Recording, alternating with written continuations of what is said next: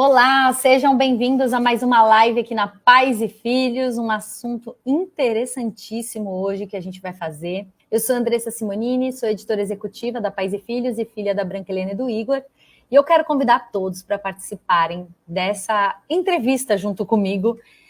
Podem mandar perguntas, lembrem-se que a gente está ao vivo no Facebook e Instagram e YouTube da Pais e Filhos, e além do Instagram também da Adium Brasil, que acontece hoje agora às 4h30, estava tudo programado, eu estava super ansiosa para essa live, que é um assunto realmente importante, então bem-vindos. Quero agradecer também por levantar esse assunto com a Pais e Filhos, a Adium, tá? Tem o Instagram deles, @Adium Brasil, acho importantíssimo quando a Pais e Filhos recebe apoio para pautas tão fundamentais para a gente formar crianças mais felizes, adultos mais felizes nesse futuro, né? Então, muito obrigada aí vocês todos que estão assistindo também. Para começar, eu quero convidar aqui comigo primeiro, já vou botar os dois aqui na tela comigo. Vou botar assim, calma, gente, aqui. Eu quero convidar aqui comigo primeiro, que é o Dr. Vinícius Naime Brito, ele é endocrinologista, é membro titular da Sociedade Brasileira de Endocrinologia e Metabologia, o SBEM, da Sociedade Europeia de Endocrinologia Pediátrica, ESPE, e da Sociedade Americana de Endocrinologista, Endosociety, além de responsável pelo ambulatório de puberdade precoce do Hospital das Clínicas da FMU São Paulo. E também comigo a doutora Sabrina Pani, psicóloga infanto-juvenil, mestre e doutora em Psicologia do Desenvolvimento pela USP, trabalha há 15 anos com psicologia clínica, atendendo crianças e adolescentes dos mais diversos perfis, e ela é mãe do Lorenzo e Eleonora. Bem-vindos aqui à live da Pais e Filhos e muito obrigada pelo tempo de vocês. Obrigada. Prazer é meu. Olá, gente, muito obrigado. Obrigada. Bom, com esses dois feras aqui sobre esse assunto, tenho certeza que a gente vai esclarecer quase todas as dúvidas sobre o assunto, que é puberdade precoce central, o que é impactos e consequências. Aqui está um assunto que, quando a mulher e o pai, o homem, descobrem o positivo, né, a primeira gestação principalmente, não está passando na cabeça deles esse assunto. Eu acho que a maternidade e a paternidade é isso, né? São desafios, tipo videogame, vão aparecendo novos desafios ao longo da vida. E aí tem assuntos que às vezes a gente acaba descobrindo na pele, que abre o chão por falta de informação. Então, por isso que é tão importante a gente estar aqui juntos para desenrolar esse assunto. Então, a puberdade é um processo de amadurecimento, gente, marcado por transformações físicas e biológicas no corpo das crianças, principalmente pelo desenvolvimento dos órgãos sexuais. Porém, quando esse processo acontece antes do previsto, né, é fundamental buscar o auxílio tanto médico quanto psicológico. Por isso que a gente tem o Dr. Vinícius e a doutora Sabrina juntos aqui. E com a pandemia foi levantado um estudo pelo Journal of the Endocrine Society, que apontou um aumento em casos de puberdade precoce central. Por isso que a gente convidou esses dois feras no assunto, para tirar todas as dúvidas nessa live. Então, vocês estão comigo, eu estou com vocês e vamos começar. Bom, como eu falei, né, puberdade é um assunto natural da vida de acontecer, mas quando a gente fala precoce e central principalmente, é um assunto mais recorrente que às vezes a gente não espera entrar nele, como eu iniciei essa conversa. Então, assim, acho que para a gente começar, eu acho que o Dr. Vinícius, você pode começar abrindo o que é. Eu queria dividir em duas perguntas: o que é puberdade e o que é puberdade precoce. Então, porque é importante diferenciar isso, né? Senão só a palavra puberdade assusta, né? Então, eu acho que a gente pode começar assim. Legal. Muito bom. Então, a puberdade, ela é aquele período de transição entre a infância e a vida adulta. E como você bem colocou, né, Andressa, é um período de muitas modificações, tanto físicas quanto psicológicas. É um período que o indivíduo alcança a aquisição da função reprodutiva. É um período extremamente rico em sinais, em modificações psicológicas, em amadurecimento dos órgãos das gônadas, né, dos ovários nas meninas, do testículo nos meninos. E do ponto de vista epidemiológico, quando a gente pensa qual é a idade normal de acontecer a puberdade? Então, baseado em estudos populacionais da década de 60, estudos europeus principalmente, foi estabelecido que a puberdade normal, ela ocorre entre 8 e 13 anos na menina e entre 9 e 14 anos no menino, tá?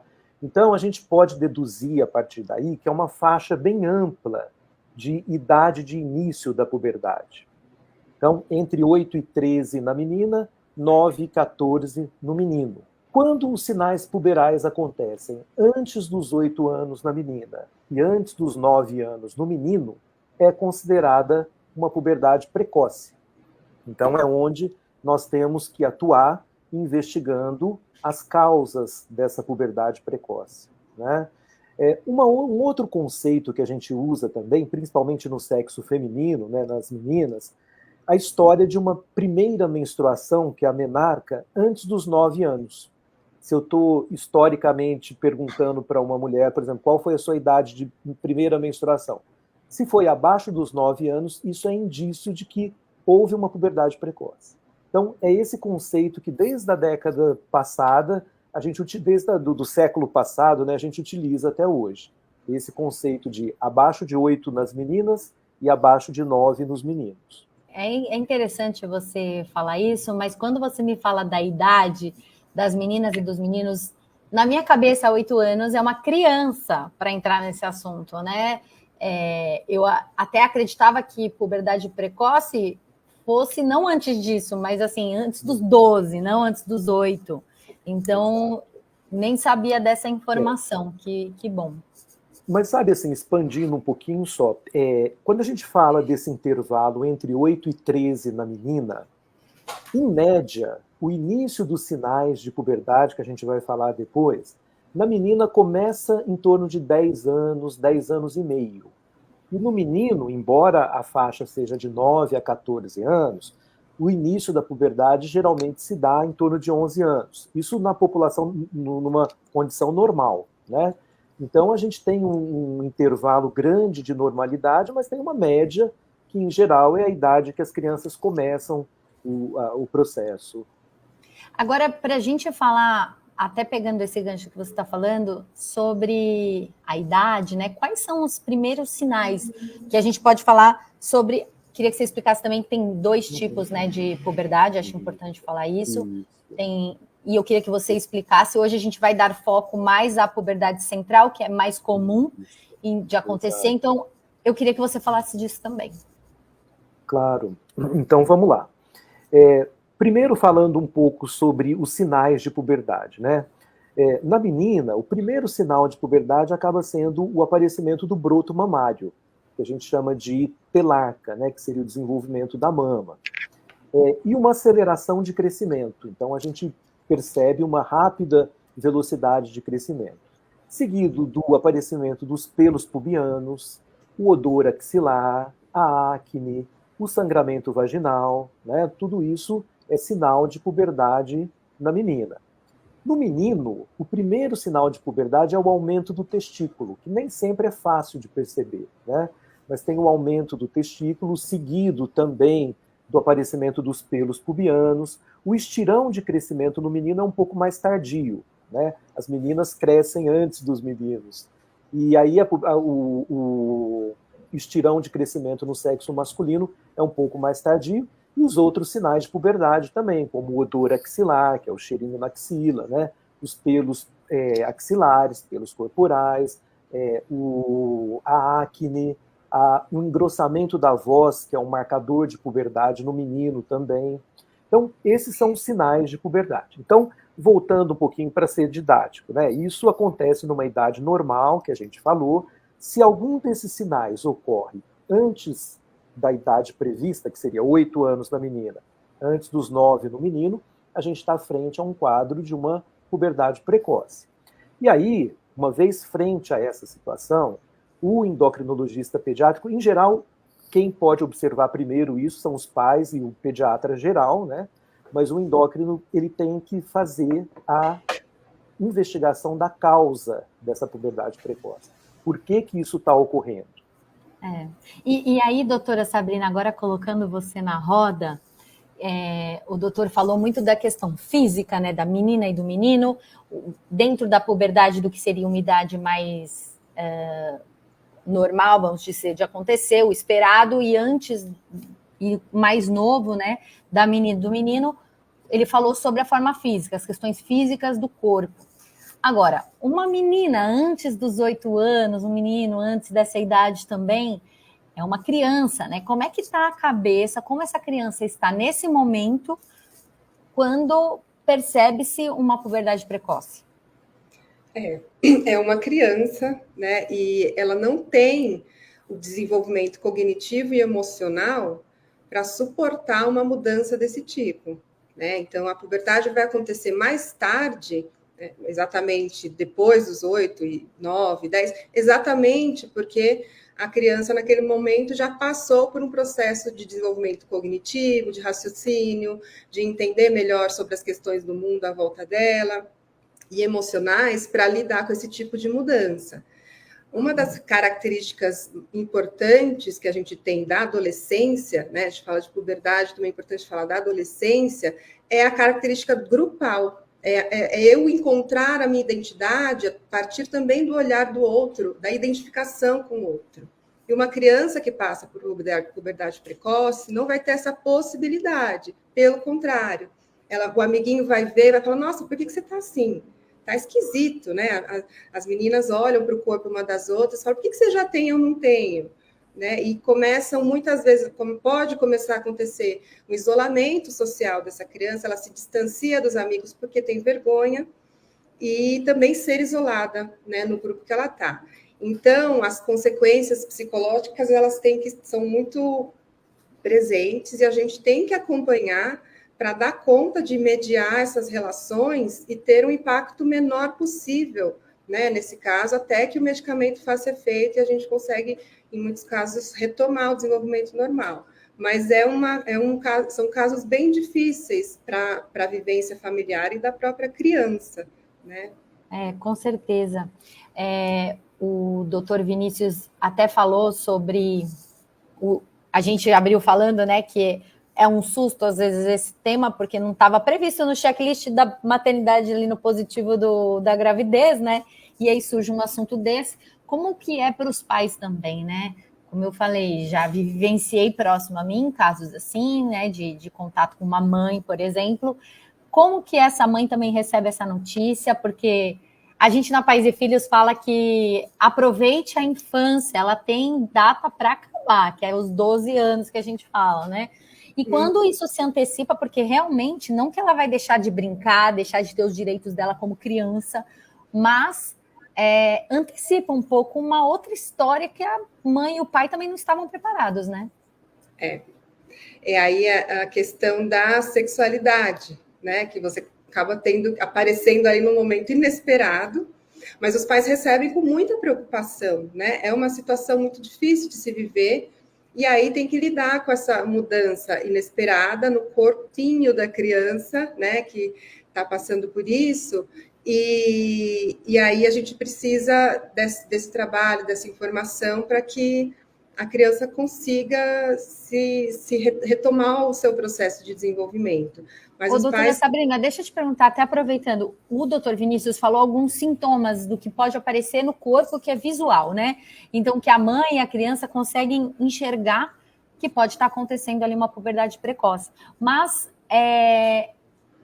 no sintoma emocional, vamos supor que a mãe ainda está percebendo, mas ainda não sabe se isso é normal ou não. No sintoma emocional também aparece? Eu acho que pode acontecer uma negação, né, por parte dos pais, de estar vendo que tem uma mudança, mas eu não acredito que isso está acontecendo, né? E aí acaba deixando passar um tempo. Eu também já vi relatos de casos assim. Então, está notando que está acontecendo, mas fala, não é possível que eu estou vendo um pelo pubiano aqui na minha filha, vou negar, e aí, de repente, passa o tempo e depois acaba procurando, né? Mas é uma situação que precisa, o quanto antes, procurar o tratamento. E em questão do que acontece no âmbito psicológico, começa muito... A questão da socialização é muito central na nossa vida, né? Então, uma criança que, de repente, se vê com um corpo diferente das outras e começa a se afastar dos amigos e começa a brincar menos. Tem o tema, né, da sexualização precoce também, o fato do corpo estar com essa mudança hormonal pode gerar interesses na criança, que não é de criança, como você falou, é para brincar, né? E aí começa a ter esse interesse diferente para a idade em relação à sexualidade também.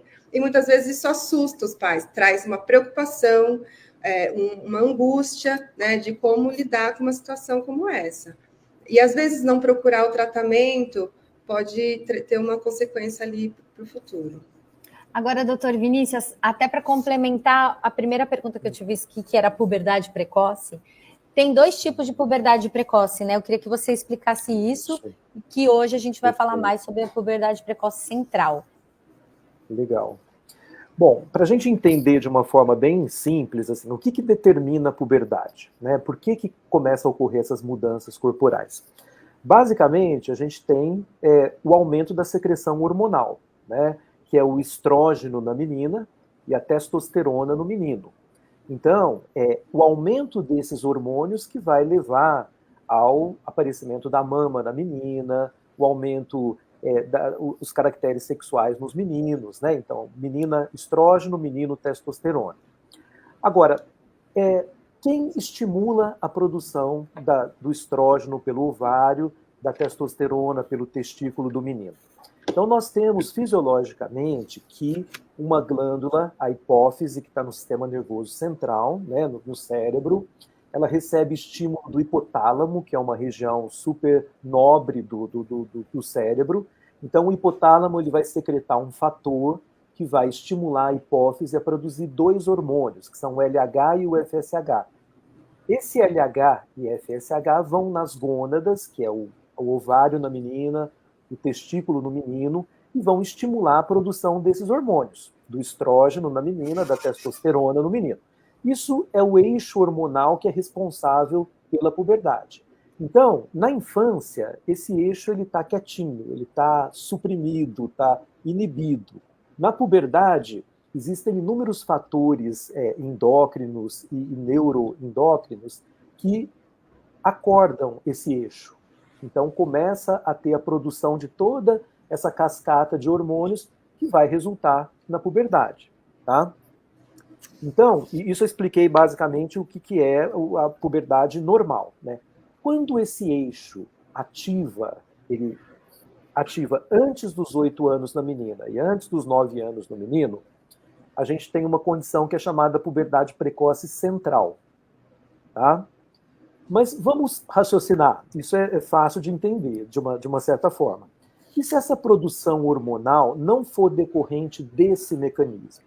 Por exemplo, vou dar um exemplo que é raro, mas que pode acontecer. Um tumor ovariano, por exemplo, produzir hormônio. Um tumor no testículo, por exemplo, produzir hormônio. Ou então, a criança entra em contato com hormônios externos.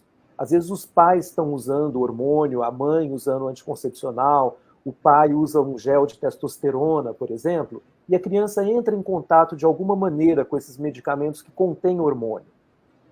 Isso também pode desencadear um processo de puberdade que não é decorrente desse eixo que eu descrevi.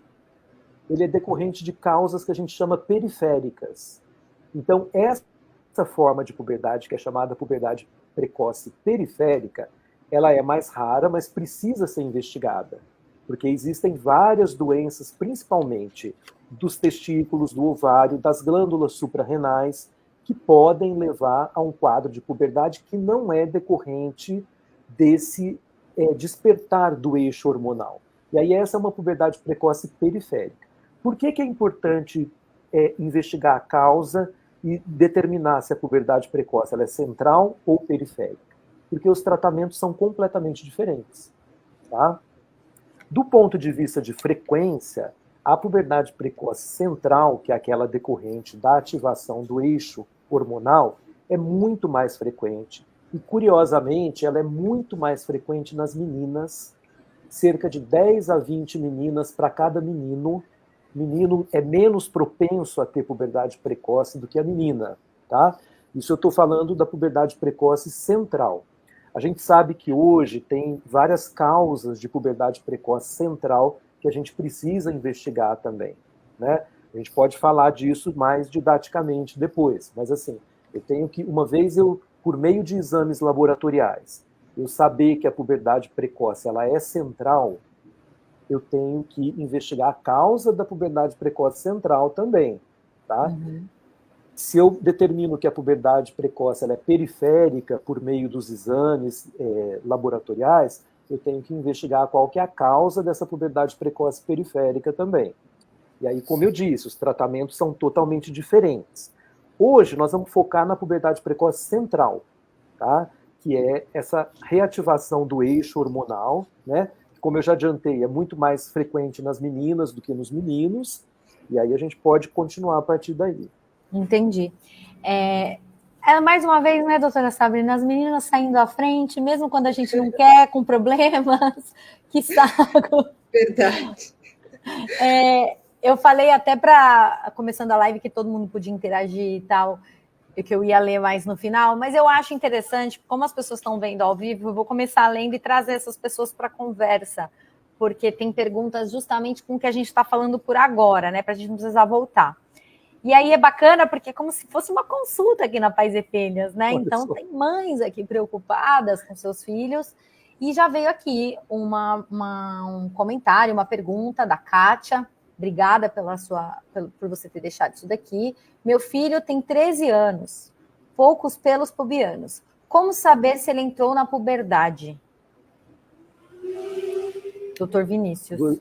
Tá bom, então ele tem 13 anos e tem poucos pelos pubianos, né? Então, assim, a identificação de se a criança se está em puberdade ou não passa por um exame físico. Então, a gente tem que fazer uma avaliação da presença de pelos pubianos, da presença do tamanho do testículo da criança, ou do adolescente, se for o caso, né? Fazer um exame de peso, altura, avaliar se ele realmente está dentro de um canal de crescimento adequado, né? E o que determina no menino se ele está em puberdade ou não é o exame de testosterona. Eu tenho que dosar a testosterona dele para saber se esse nível de testosterona já está indicando que ele está iniciando a puberdade.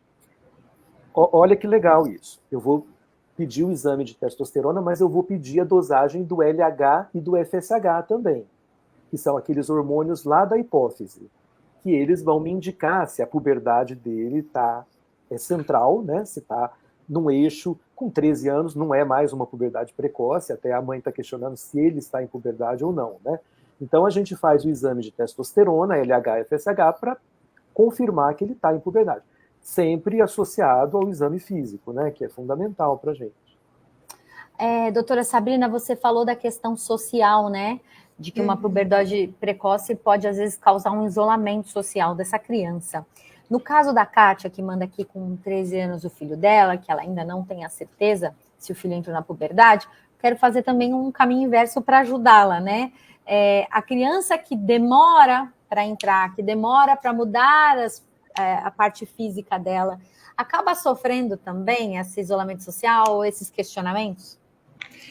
Eu acho que depende. As respostas em psicologia são mais no depende, porque a gente precisa avaliar também se ele, como ele está na relação com os amigos, com os interesses. Então, tem casos que pode ter associado uma demora de entrada na puberdade também ao atraso do desenvolvimento emocional, no sentido dos interesses que esse jovem vai tendo, se está ou não de acordo com os pares, com os colegas da escola. Então, pode acontecer de acontecer isso ao mesmo tempo, ou pode ser simplesmente um atraso na entrada da puberdade, mas ali na socialização ele estar bem.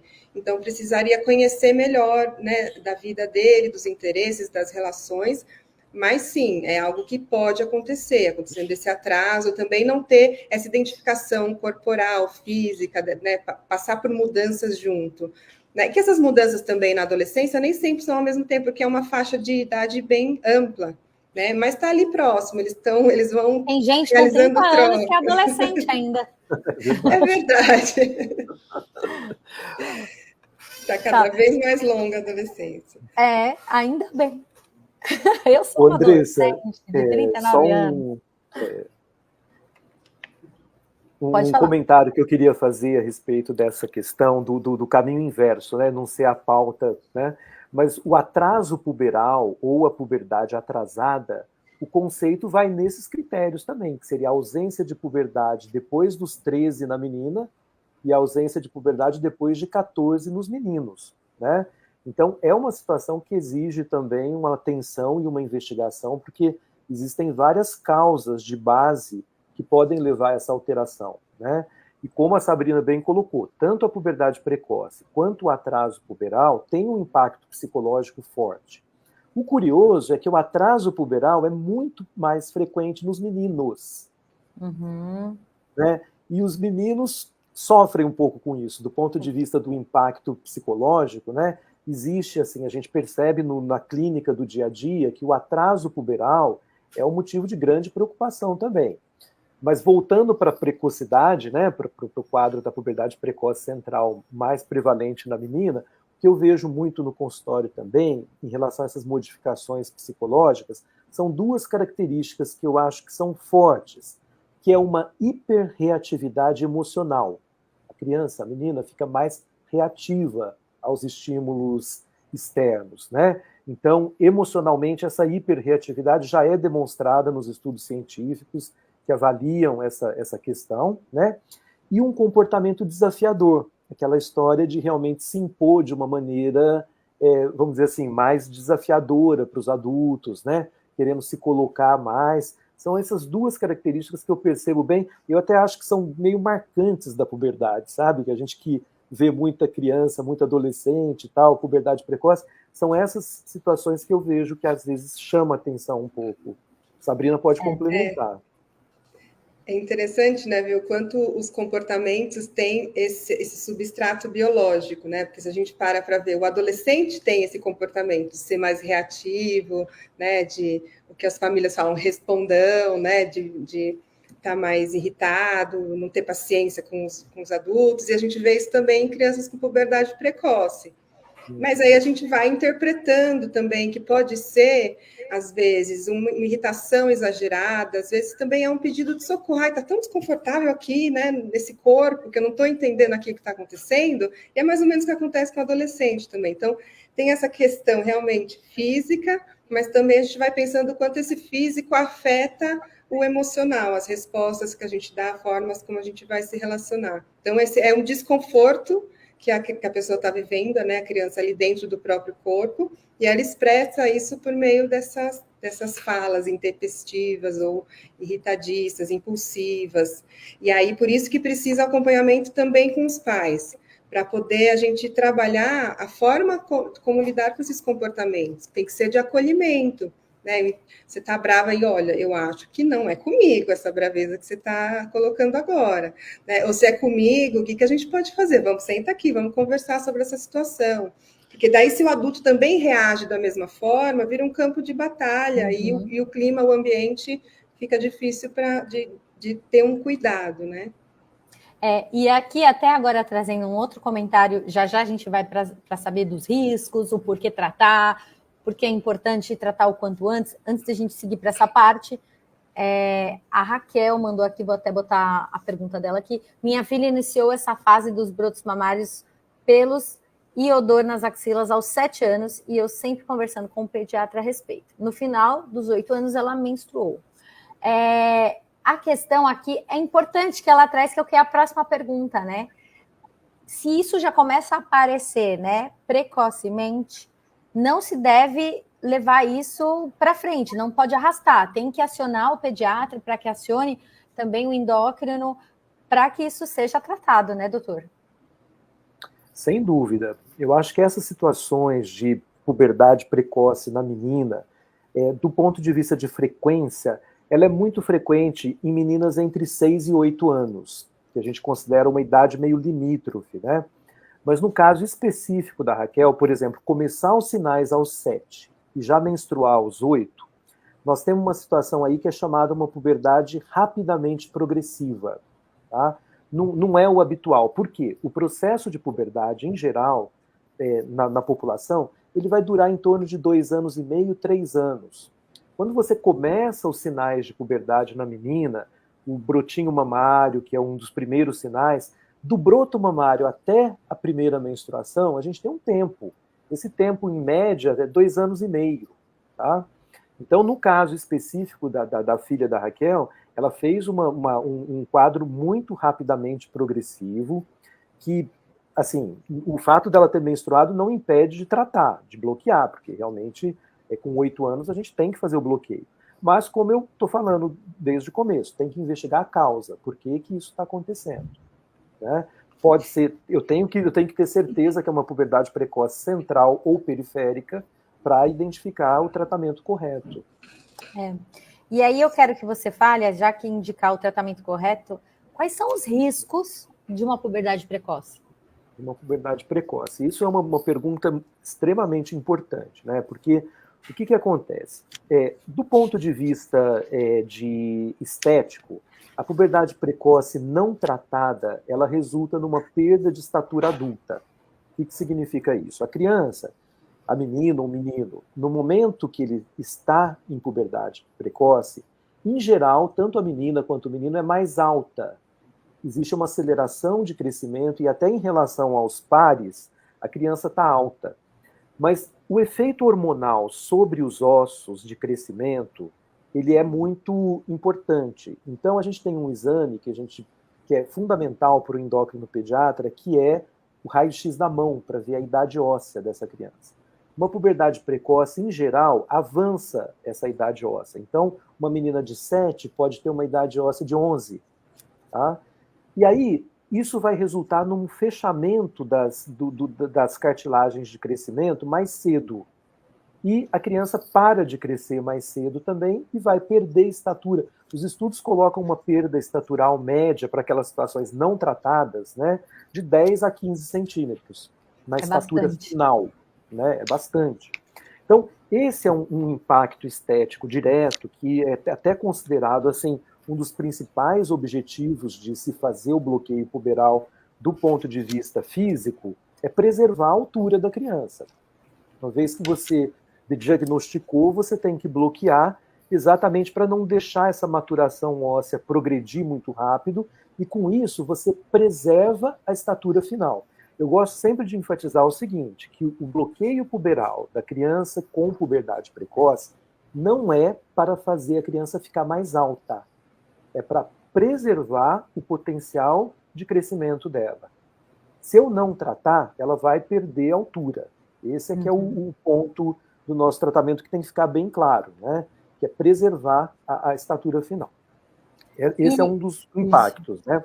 O outro impacto seria essa questão do desajuste psicossocial que a puberdade leva, ela traz esse desajuste psicossocial e já está bem estabelecido que o bloqueio puberal ele melhora um pouco, uma vez que ele tenta adequar a criança aos seus pares, né?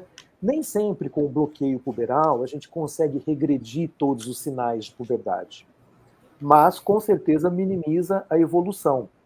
Então, por isso que quanto mais cedo você começa o bloqueio, melhor o resultado. Né? Uma puberdade que vai ser bloqueada e já está bem adiantada, em geral, a gente não consegue a regressão completa dos sinais de puberdade. Então, assim, estatura, impacto psicossocial. Existem outras questões também, Andressa, que está relacionada ao seguinte: estudos epidemiológicos mostram que a puberdade precoce está associada a várias doenças na vida adulta. Tanto doenças metabólicas, alguns tipos de câncer estrógeno dependente, como câncer de mama, câncer de endométrio, doenças osteometabólicas, doenças cardiovasculares, diabetes, obesidade, né, que é um fator importante para a gente conversar. Nossa, você falou de obesidade e era um ponto que eu tinha lido muito dos conteúdos que a gente levantou aqui, até para fazer esse roteiro, para fazer todos os conteúdos que a gente vai colocar na Pais e Filhos. E eu vi, tinha uma pergunta assim, né, que a gente levantou, tem como prevenir a puberdade precoce?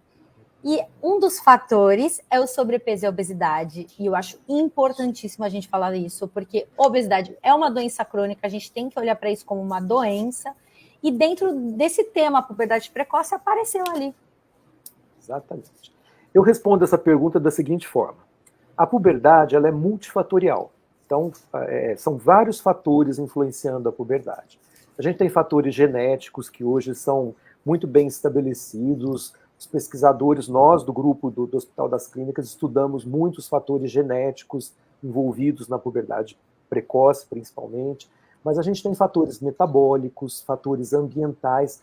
Então, quais são os fatores modificáveis, né? O que a gente pode fazer para prevenir a puberdade precoce? Eu não sei se esse termo é bom, prevenir, né? Mas assim, sem dúvida, um dos principais fatores, principalmente no sexo feminino, é o controle do peso. Então, assim. Diminuir o risco, vamos dizer, diminuir os riscos. Exato, diminuir os riscos, isso. Então, assim, sobrepeso e obesidade na criança são situações que a gente não deseja. Então, uma dieta adequada, com alimentos mais naturais, uma ingesta calórica adequada, uma atividade física que forneça assim uma possibilidade da criança ter o peso adequado, né? Um sono adequado, dormir bem, ter hábitos de vida saudáveis que mantenham o peso da criança dentro da normalidade, é um fator que a gente realmente deve valorizar como preventivo, tá? Do desenvolvimento da puberdade precoce.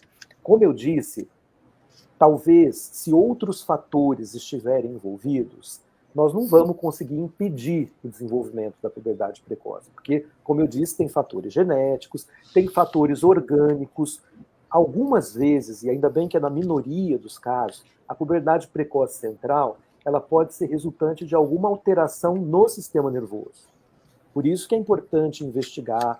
Em algumas vezes nós temos que fazer a ressonância magnética da cabecinha da criança para ver se não tem nenhuma alteração, tanto congênita quanto adquirida, né? É a minoria dos casos, mas a gente tem que investigar.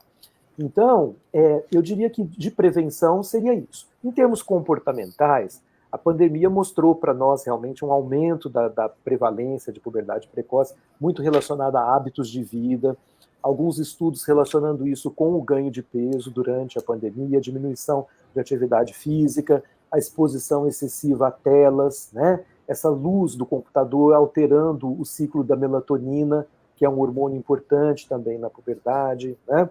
Então, tudo isso realmente pode influenciar. Então, eu diria assim, como prevenir? O que prevenir? Hábitos de vida saudável. Acho que é isso que seria o ponto preventivo. Doutora Sabrina, caso, por exemplo, a pessoa não trate a puberdade precoce, o doutor Vinícius estava falando aqui até de umas consequências, né? Ele falou da fase adulta, anteriormente, na pergunta anterior, ele falou sobre doenças que podem vir a existir. Do lado emocional, o que pode acontecer com essa criança numa fase adulta? Tem alguns estudos que apontam que pode ser maior probabilidade de depressão, ansiedade, né? Quando estiver ali passando pela adolescência mesmo, né? Porque passou ali pela mudança física, mas num momento que não era ainda o da adolescência. E questões para o futuro, né? O que a gente vê, embora pareça, no caso até que foi trazido aqui, a criança, né, teve a primeira menstruação, passou, não foi bloqueado, e embora pareça que agora se segue naturalmente, provavelmente vai ter uma consequência para o futuro, né? Fica algo que não foi suficientemente elaborado na infância, vivido da infância naquele momento, e a gente não pode achar que é possível passar por isso ileso. Então, eu vejo muitas vezes no consultório pessoas mais velhas, né, jovens adultos ou mesmo adultos, que querem brincar, que vêm no consultório e, na verdade, querem brincar, porque dizem isso. porque ficou faltando alguma coisa ali atrás no desenvolvimento ficou deficitário, a gente precisa resgatar, fazer essa reelaboração. Então, às vezes, a gente passa depois no futuro por um quadro depressivo, um quadro de ansiedade, tem estudos também que mostram que pode haver um aumento da probabilidade de envolvimento com drogas ilícitas, então eu acho que tem essa importância de se trabalhar a parte emocional, independente de como ter sido encaminhado ali a parte médica, porque às vezes chegou-se tarde até o diagnóstico, né? Acho que precisa sempre fazer esse resgate. Tem um caso que talvez eu possa contar, que às vezes é interessante, né? Que uma criança vinha, né, ali pelos seus 8 anos e sempre com casaco no verão. Verão, super calor, e ela com casaco, com capuz, com aquele moletom largo. Ah, por que você está de casaco? Está calor. Ah, eu estou com frio, eu sinto um frio. Depois de passar pelo processo, né, do tratamento medicamentoso, ela vem com a roupa adequada. Eu falei, ué, hoje como que você está hoje? Nossa, está calor.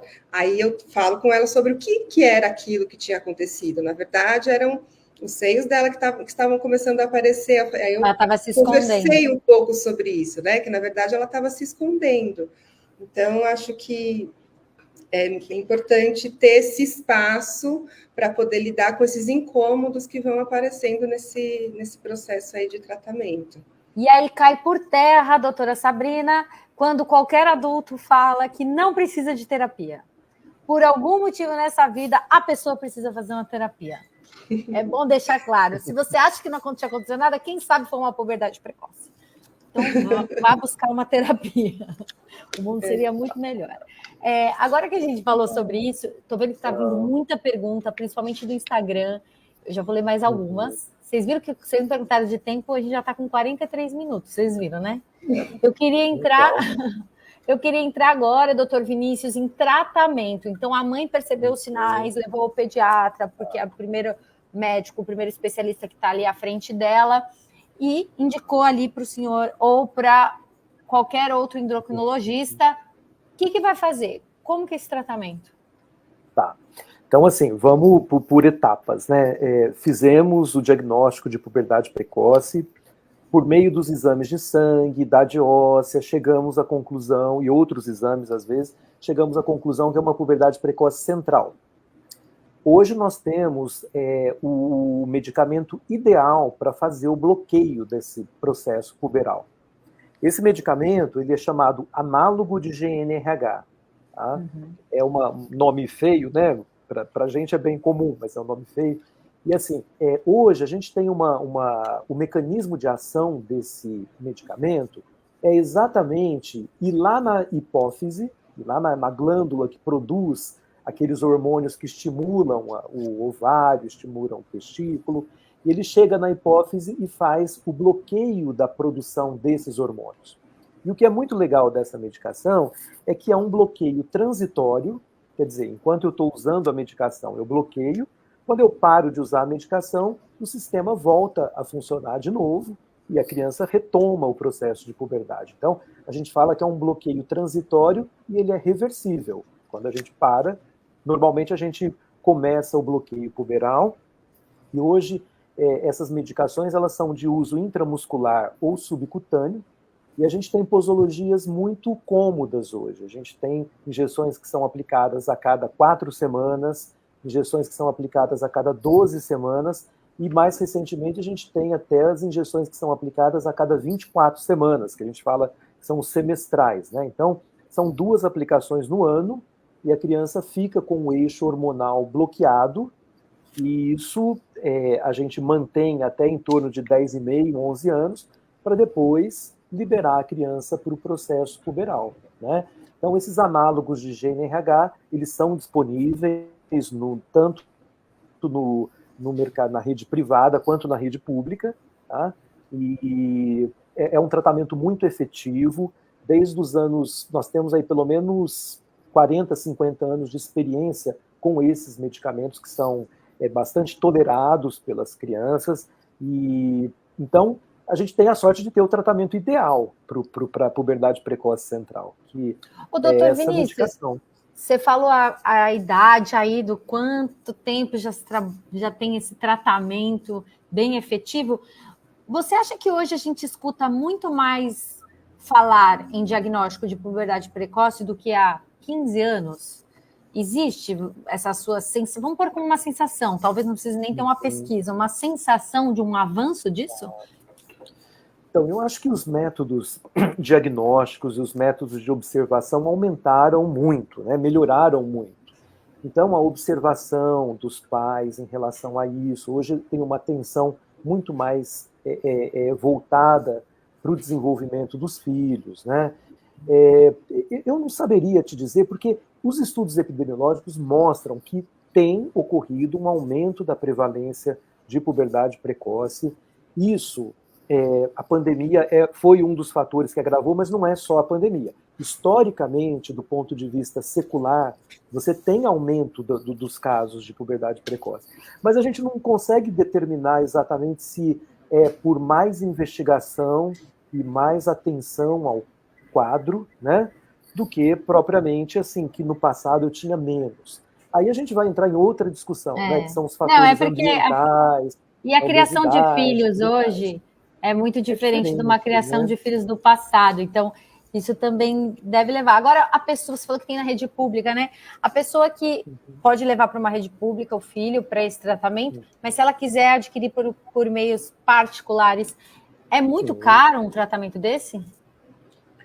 Olha, caro ou não é relativo, né? Porque, assim, do ponto de vista de custo, os análogos de uso mensal, trimestral ou semestral, ele é considerado de alto custo, tá? Ele é considerado uma medicação de alto custo, tanto que para conseguir na rede pública, o médico ele tem que fazer um relatório, existem critérios bem estabelecidos para você solicitar a medicação para o SUS.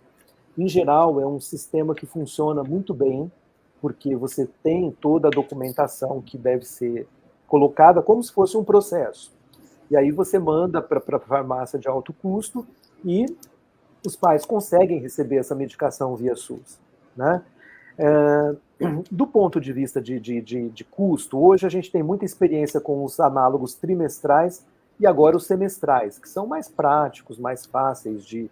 porque ninguém merece ficar tomando injeção todo mês. Todo mês, né? Então, de 12 injeções ao ano, a gente reduziu para 4 nos trimestrais e para 2 nos semestrais, né? Mas, em termos de custo, eu não sei se cabe falar valores, né? Porque, realmente, assim, as farmácias que comercializam esses medicamentos, elas têm diferenças entre elas, né?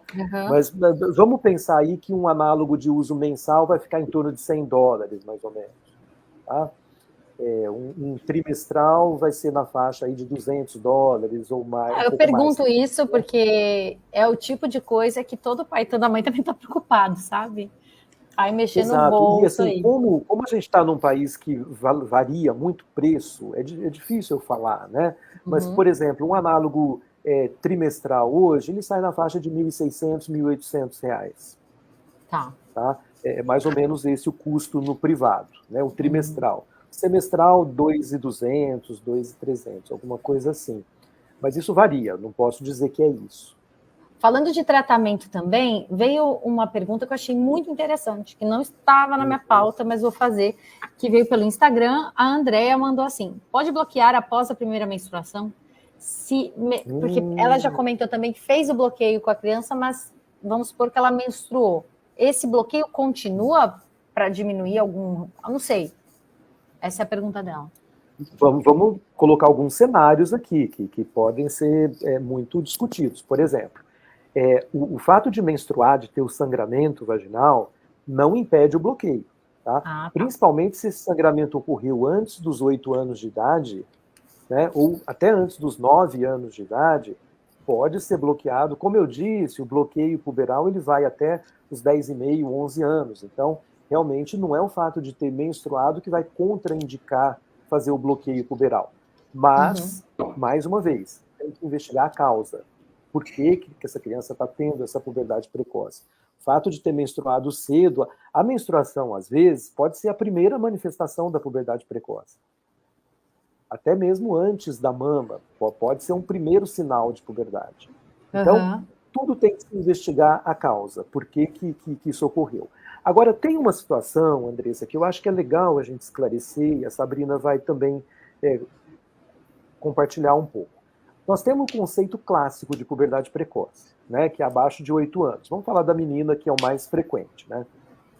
Mas você tem uma situação também de meninas que, às vezes, começam a puberdade numa idade muito limítrofe, tá? E fazem um processo muito rapidamente progressivo, entre 8 e 9 anos, às vezes até entre 8 e 10 anos. Algumas situações específicas, depois de toda uma análise, podem se beneficiar de um bloqueio. Por um período mais curto, mas que podem se dizer... a gente chama isso de puberdade acelerada, ou puberdade rapidamente progressiva. Ela não é propriamente precoce, mas ela é muito rápida, entre 8 e 9 anos. E aí, em algumas situações, a gente indica bloqueio, mas não é em todas. E também fazer bloqueio de puberdade normal, eu não recomendo. Eu acho que uma puberdade normal ela tem que acontecer normalmente. Não sou a favor de fazer bloqueio de puberdade em crianças normais. Isso é importante.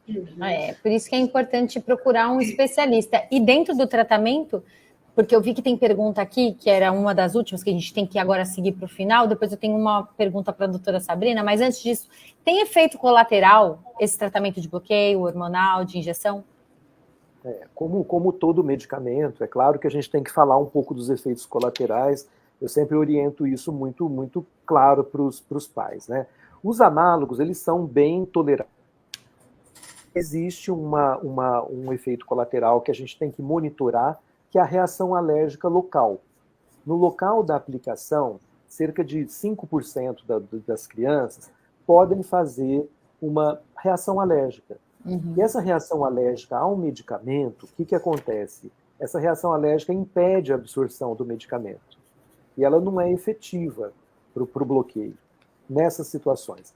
Aí eu tenho que buscar outras opções de tratamento. Então a gente sempre avisa que existe esse risco. Ainda bem que é bem raro, mas pode acontecer. Uma outra condição que eu não considero efeito colateral, mas que pode acontecer, é após as primeiras doses do medicamento, após a primeira, segunda dose, se a menina já está numa puberdade mais avançada, ela pode ter um sangramento vaginal, pode ter uma menstruação. Isso não é considerado efeito colateral, isso a gente até espera que pode acontecer. Também não é comum, mas é importante avisar que isso pode acontecer.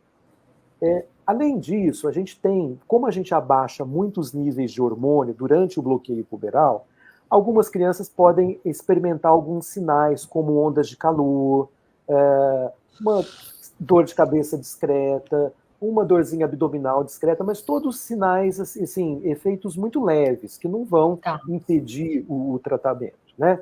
Mas também tem impacto psicológico. Aí a Sabrina pode falar um pouquinho, se ela acompanha aí crianças em bloqueio puberal, né? Que eu acho que algumas realmente merecem um acompanhamento psicológico, porque essa redução dos hormônios pode ter um impacto também. Sabrina, até antes de complementar, minha pergunta era exatamente sobre isso.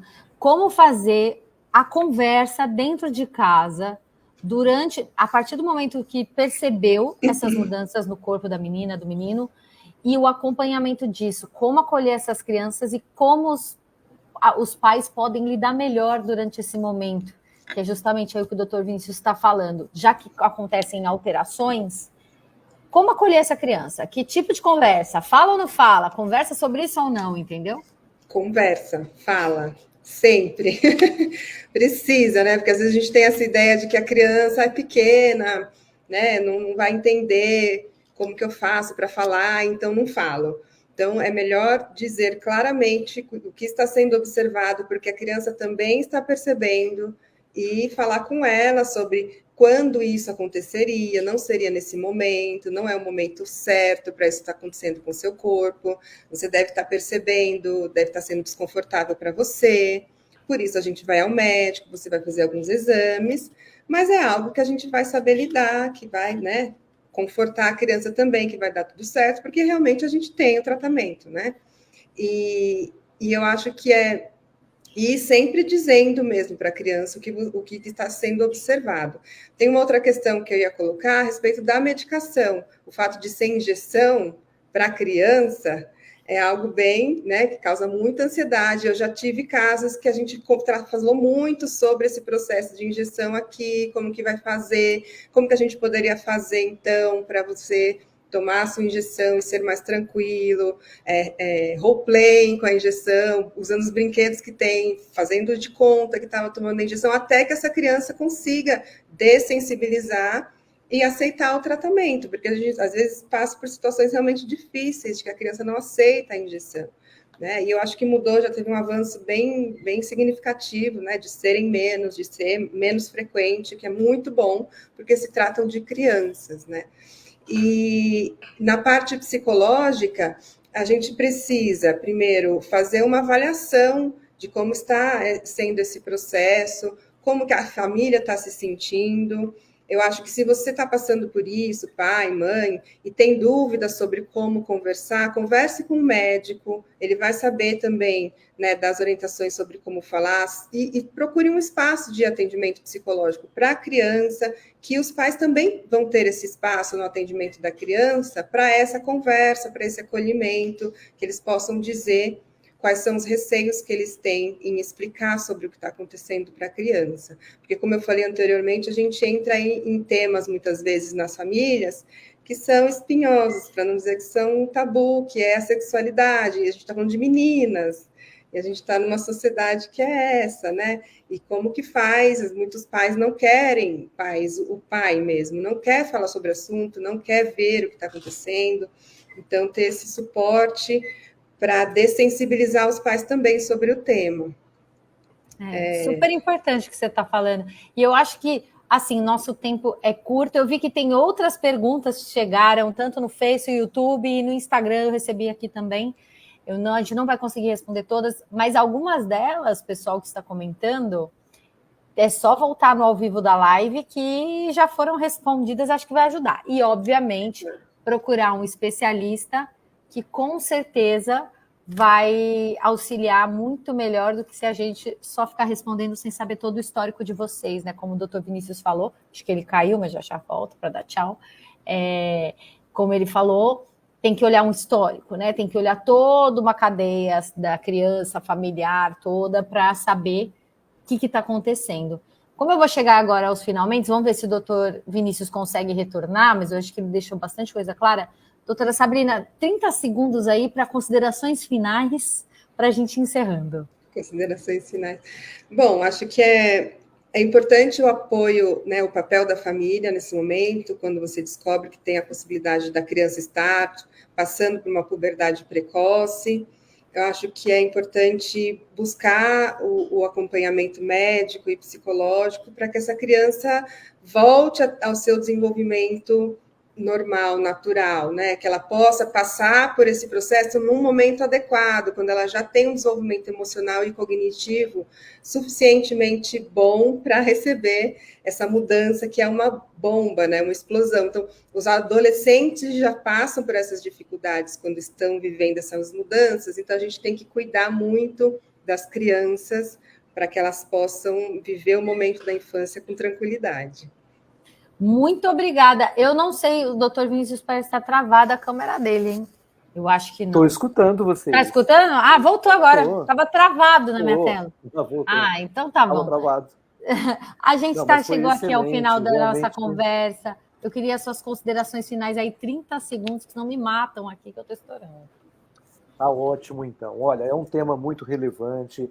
O recado que eu deixo é aos pais, principalmente, para ter atenção aos sinais de puberdade nos filhos, principalmente antes dos 8 anos na menina e antes dos 9 anos no menino, sempre que notar algum sinal de...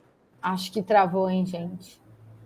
Sempre que ele ia falar, eu acho que ele ia falar, doutora Sabrina, sempre que notar algum sinal diferente no seu filho, procure um especialista. Vou complementar por ele. E o sinal são os brotos mamários nas meninas. A gente já aprendeu, gente. Se vocês quiserem mais as considerações dele, só voltar a live toda. Querem continuar? Voltou. A gente fez as considerações finais, que a gente está craque no assunto. Mas eu acho que foi bom. Pena que travou no final. Bom, a instabilidade que está na internet esses dias, o clima, o tempo não contribui muito aqui em São Paulo. Olha lá, caiu de novo. Mas assim, doutora Sabrina, vou deixar aqui para o doutor Vinícius também um agradecimento muito especial. Obrigada por terem dividido todo o conhecimento de vocês. Eu agradeço a todo mundo também que participou nos comentários. E é isso, a gente vai ficar por aqui. Espero vê-los em breve em outras pautas, como essa ou outros assuntos, viu? Portas abertas aqui na Pais e Filhos, e muito obrigada. Obrigada. Um beijo, gente. Até a próxima. Tchau.